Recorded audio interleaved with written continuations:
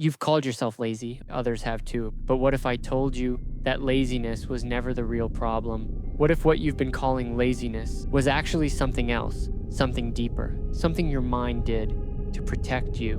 Let's start with this.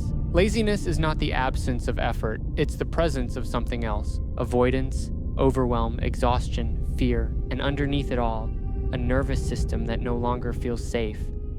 See? Your brain doesn't care about your goals. It cares about survival. If a task feels like it might lead to rejection, shame, or failure, your mind pulls the handbrake, even if you consciously want to do it. Laziness is a label, a shallow word we use to hide a deeper story. A story of burnout, trauma, perfectionism, fear of judgment, and sometimes simply not feeling worthy of doing better. Now think back.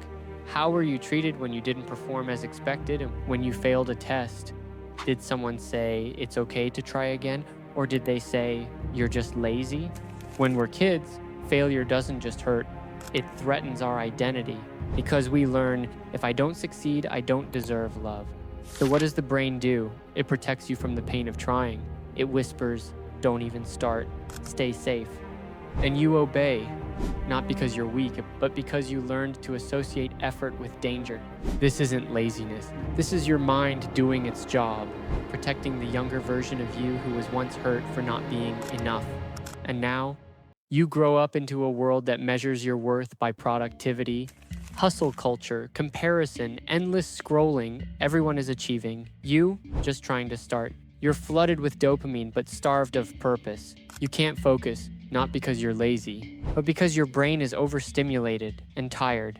Everything around you is designed to hijack your attention, trigger your insecurities, and reward you for doing everything except the thing that matters. So when you call yourself lazy, ask yourself, is it really laziness? Or is it self-defense in a world that never taught you how to rest? You didn't need discipline, you needed safety. You needed someone to say, it's okay to fail, it's okay to rest. You're still valuable even when you're not productive. You needed to believe that effort wasn't dangerous, that your worth wasn't conditional, that your energy wasn't something you had to earn. Most people don't need to be pushed harder. They need to feel safe enough to move. So if you're still calling yourself lazy, you're blaming the symptom instead of healing the wound. Rebuilding this isn't easy. You can't just flip a switch, but you can start small. Rest without guilt. Make one tiny decision, even if it feels silly. Celebrate effort, not results. Most of all, be curious. Next time you procrastinate, ask, what am I avoiding and why? Sometimes just understanding your pattern is the first act of freedom. You were never lazy. You were hurt, you were overwhelmed, you were afraid. But now you're starting to understand, and maybe that's where the real motivation begins.